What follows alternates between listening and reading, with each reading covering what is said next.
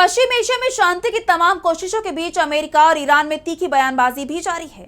अमेरिकी राष्ट्रपति Donald Trump Iran पर समझौते के लिए दबाव बना रही हैं, मगर ईरान ने भी साफ कर दिया है कि वो झुकने को तैयार नहीं है।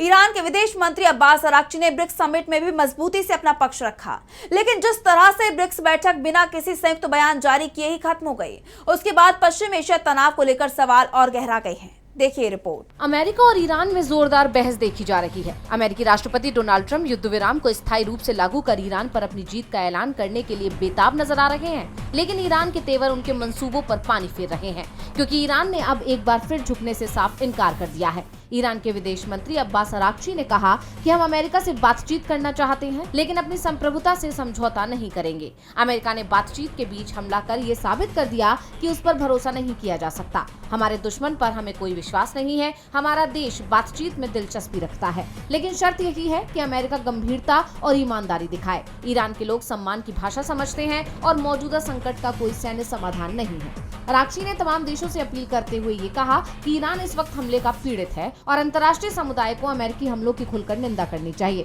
उनका ये बयान अमेरिकी राष्ट्रपति की उस धमकी के जवाब में आया है जिसमें वो ईरान पर डील के लिए दबाव बनाते नजर आए। ट्रंप ने कहा कि हमें ठीक पता है कि उन्होंने क्या क्या तैनात किया है और कौन से हथियारों की जगह बदली है। उन्होंने जमीन के नीचे से जो मिसाइलें निकाली हैं वो खत्म कर दी जाएंगी। वो अमेरिका के सामने टिक नहीं पाएंगे। अगर ईरान समझौता नहीं करेगा तो वो तबाह हो जाएगा।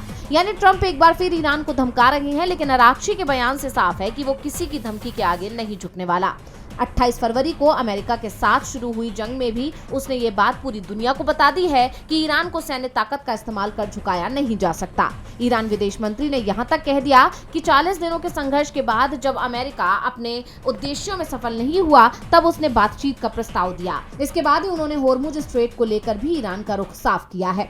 होर्मुज सभी के लिए खुला है, सिवाय उन देशों के जहाजों के जो हमारे साथ युद्ध में है, जिसके बाद अमेरिका की मुश्किलें बढ़ती नजर आ रही हैं। साथ ही दुनिया भर के देशों में भी असमंजस बढ़ रहा है। यहाँ तक कि ब्रिक्स देशों के विदेश मंत्रियों की बैठक में भी ईरान के मसले को लेकर कोई आम सहमति नहीं बन सकी, इसलिए कोई साझा बयान भी जारी नहीं किया गया। यानी पश्चिम एशिया में शांति की कोशिशें भी दम तोड़ती दिखाई दे रही हैं। बहरहाल अब देखना ये होगा कि क्या अमेरिका ईरान को बातचीत की टेबल पर ला पाएगा या ईरान के तेवरों के आगे सरेंडर पर खुद मजबूर होगा।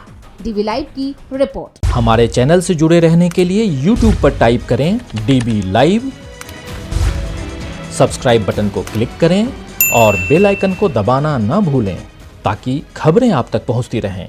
देखते रहिए डीबी लाइव, क्योंकि यहाँ हैं खबरें लगातार।